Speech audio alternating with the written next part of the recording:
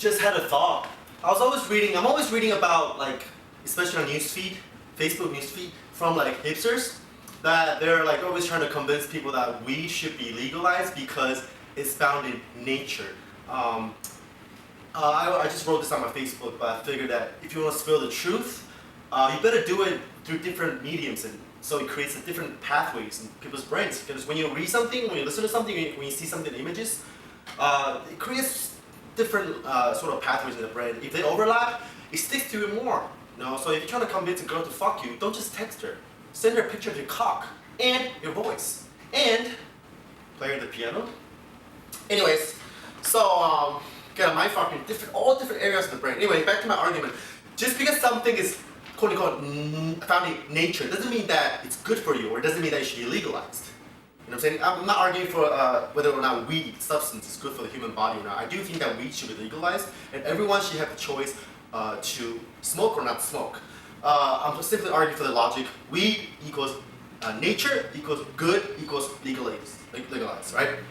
Just because something is natural doesn't mean that it's healthy for you or it's good for you or that it shouldn't be kept away from human beings by law who might crave it, right? Let's say that there are plenty of substances found in nature, you know, that are poisonous that people should really keep away from. What if you found a substance in nature, maybe a kind of a snake, that you can eat and that it will get you high? And what if that substance is as detrimental to the human body and mind as heroin?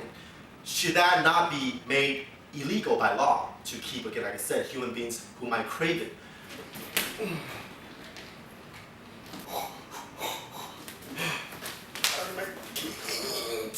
Bury my games, motherfucker! Also, I also think the whole idea behind, just because it's prohibited by law, then it takes away our freedom. That argument is also very nonsensical. You see the quote here by Joe Rogan. He said that it's very strange to make nature illegal. You see, I love Joe Rogan, but I think he's sort of wrong here in the sense that there's a lot of stuff in nature, or there's a lot of human psychology that are quote-unquote nature that should not be tolerated in civilized society.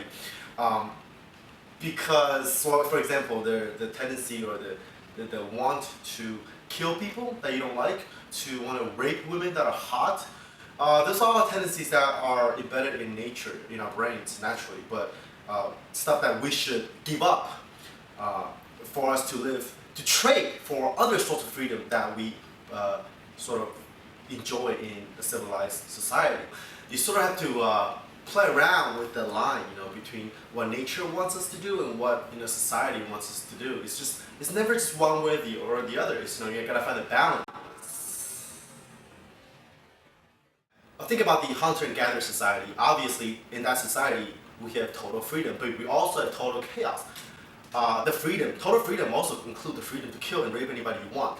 I'm not sure that kind of freedom is true freedom. Complete freedom is no freedom. Freedom must arise out of a backdrop of structure or limitation, right? So, and the whole debate about freedom versus free will versus determinism is also doesn't really make sense to me, because kind of like, you know, the concept where one has to exist without the other.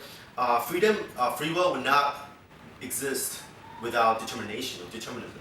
The two concepts have to arise out of each other as a sort of feedback loop for either to make sense.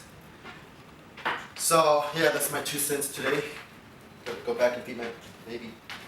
I'm gonna write. I don't even need